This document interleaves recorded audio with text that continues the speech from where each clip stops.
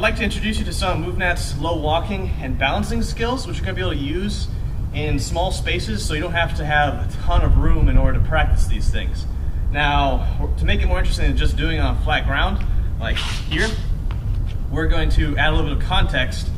How you make, whatever shape you make doesn't really matter, and what you use to make it also doesn't matter. It could be a square, it could be a circle, it could be a pentagon. I don't really know, I don't really care.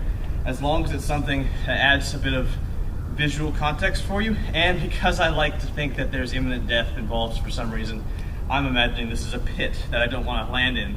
Maybe the pit from 300, so don't tell anyone, otherwise you might have them pull Leonidas on you and do the whole "this is Sparta" thing, and we don't want you to be kicked. So just don't tell anyone that, but that's gonna be the context.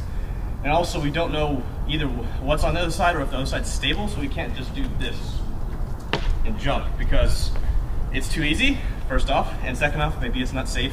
So we're gonna do something that I did at the intro, which is make sure the other side is stable first and then move in. So we're gonna cover 3 skills, which is just gonna be a lateral version, like I did, front, which is gonna require more balance, and then backwards, which is gonna require the most balance. And then we're gonna combine them all together and speed them up a little bit, kind of just making a bit of a kind of combo-y flow, where we're working and just seeing how it feels. With that in mind, let's talk about the first skill, which is going to be moving laterally across and using our hands to help us balance it a little bit. Okay, quick note before we talk about laterals. This is going to be the universal position we're going to be in for all of these, where we have our knees are pointing fairly far forwards, and we have our heels up off the ground. Now, unlike a good, strong squat position we should normally be in, which is wide and the heels down. So with that in mind, we're going to be here, starting out lateral, so facing perpendicular to where we want to go, and this is the only case where we're going to be able to use our hands to help us get a little extra stability, which will allow us to also reach a bit further. So if you're using this, maybe crossing some sort of area, maybe a stream or something with slippery rocks, we don't really trust what the next one is, and you need to go really far, this will be your choice. So hands are going to join or touch the ground real close to where your feet are. You could put them to the side, but if, let's say you didn't have an opportunity and it's just empty space, you wouldn't want to do that. So hands real close to your feet. All your weight is in your rear leg, and you're going to pick up your front leg, span it across. All your weight should still be on this rear leg, and you should be able to pick up a little bit the other foot, testing if it's secure so you're not on Spartan ruins or anything. Once you're sure, you're going to push off the rear leg and let your hands shift over like this, place the hands, join the other leg like so. Now it could be the back like I just did, even, or the front, not really too big of a deal either, in any case. So again, hands real close to your feet, all your weight in your rear leg, span across, test, shift across, hands replace, join again like so. Once that's feeling pretty good, do it without your hands, that's the next challenge. So here, test, shift, replace your feet. One more time. Shift, like so. Now for forwards, it's going to be a little bit more of a challenge because we're going to be relying a lot more on our ability to balance on one leg while doing this in a bit of a strange position because we're not usually used to kind of balancing in this crouch position.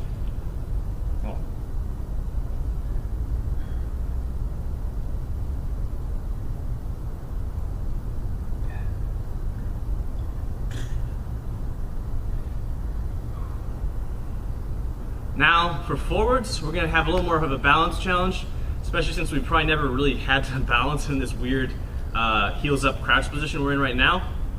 So what's going to happen, before I actually talk about how you do this, is you're going to have to be able to balance here like this, one leg in front, other leg in that crouch position, using your hands out in front to counterbalance, like so. With that said, to just use this to actually cross, what you're going to do is you're going to take one leg out to the side at first because it's easier to balance than trying to just go straight across so you don't risk dragging your foot. So here like that, you're going to span across. You should still be able to test, and you're going to shift your weight forwards, place your feet. Now, your knee should still be able to go pretty straight here, so it's not like going out to the side, like so. Your foot might be to the side, but your knee should drive straight. Join like so. A couple more times. Here, kind of bounce out to the side, test, shift forwards, switch feet. On this side.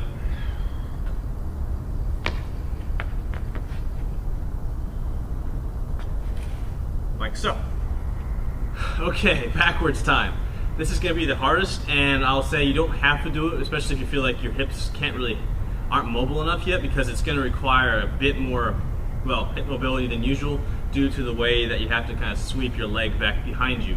Kind of a motion you don't usually have to do in normal day-to-day life. So with that in mind, backwards is going to be a similar idea to how we did forwards, where we're going to pick up one leg and it's going to come out in front first if you need to counterbalance, but you're going to have to sweep your leg behind, like so, finding your foothold.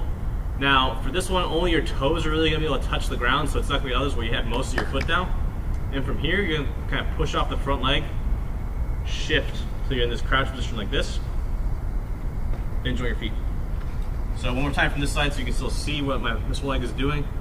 Here, out to the side, way back if you need to, shift, join. Okay, so that applied to our little circle here. Shift out to the side.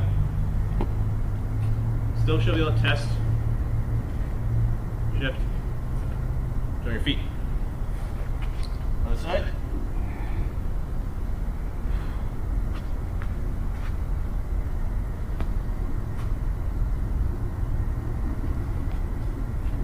There you have it. That's backwards.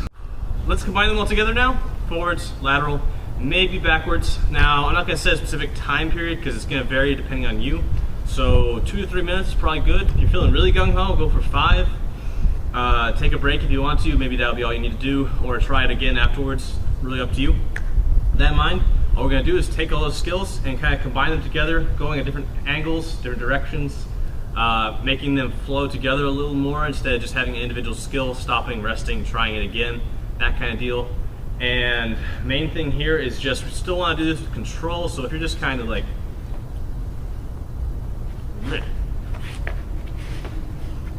that's not that good of an idea. It's going to be, it'll feel more tiring, but if you actually were applying this in the context where you had a situation that you didn't really know was on the side, you probably just fell into the pit. So let's not do that. So with that in mind, let me just real quickly demo a couple. Not going to make you spend 3 to 5 minutes watching me do this. So here.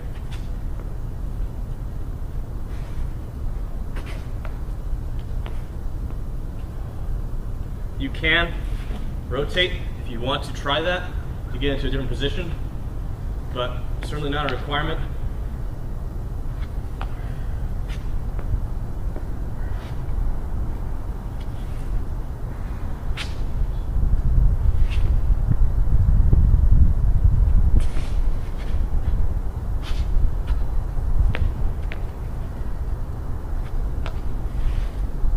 That's pretty much the idea. You'll find that it's probably surprisingly tiring to keep doing that continuously for a while. So just try it, like I said, maybe once, twice, maybe, up to you. Can't really set specific programming because everyone's different. Now this is pretty structured and mostly focused on 3 different skills. If you want to try something or see something a little more freeform that I did previously, I have another video linked in the description.